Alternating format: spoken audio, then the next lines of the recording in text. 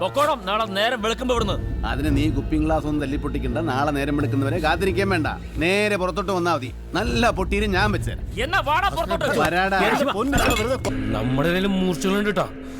ഇത് പഴയ കൊച്ചൊന്നുമല്ല, പണി കിട്ടൂട്ടാ.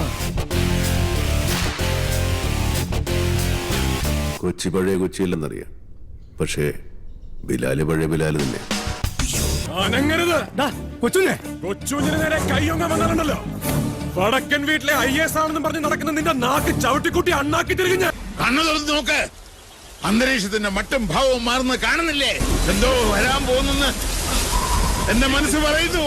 അടി പൊട്ടുന്ന തോന്നണേ. ഇനി ഒന്നും നോക്കണ്ടോ, ഇടി തുടങ്ങി കഴിഞ്ഞാൽ ഇടിയിൽ വെച്ചാണല്ലോ കിണ്ടിയിൽ ഇടിയേക്കണം.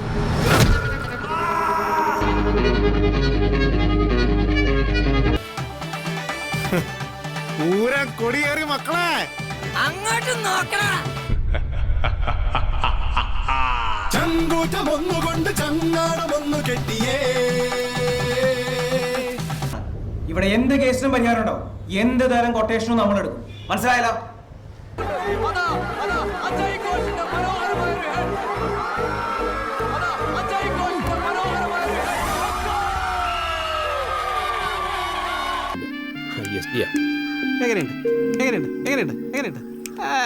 അതിനുള്ള കരുത്തുമില്ല, അതുവരെ നിന്നെ വെച്ചേക്കത്തോളാം.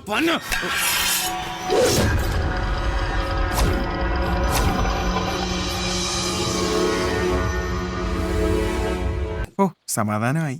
എന്തിന്? അല്ല, ചേട്ടന്റെ കാര്യം ഓർത്ത് സമാധാനം പോയിന്ന് പറഞ്ഞതാ. നീ പറയാറില്ലേ, എല്ലാ ആപത്തുകളിൽ നിന്നും രക്ഷിക്കാൻ കാവൽമാലാകെ പോലെ ഒരാൾ വരുമെന്ന്. അതവന മായാവി.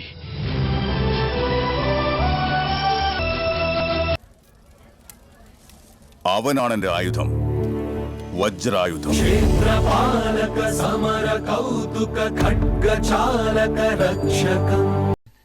അതെ, ഒന്ന് തിരിഞ്ഞു നിന്നേ. എന്തിനാ? അതാണ് ഇവിടുത്തെ ആദിത്യ മര്യാദ. ഓ,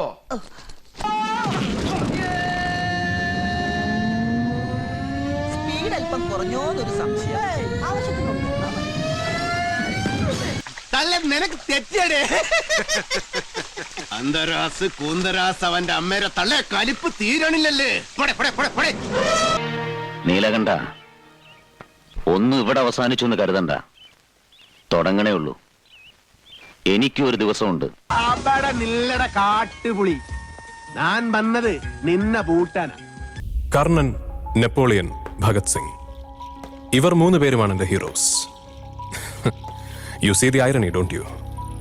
3 പേരും തോറ്റുപോയവരാണ്. അതുകൊണ്ട് പൊരുതി തോറ്റാൽ അങ്ങ് പോട്ടെന്ന് വെക്കും ഞാൻ. എന്നോട് കളിക്ക ബന്നാ നിന്നെ വെട്ടി വെടി പീസാക്കും. നിനക്ക് നന്മക ಗೊತ್ತಿಲ್ಲ ಗಜ್ಜಿ ನಾಯಿನ್ ಮಗನೆ.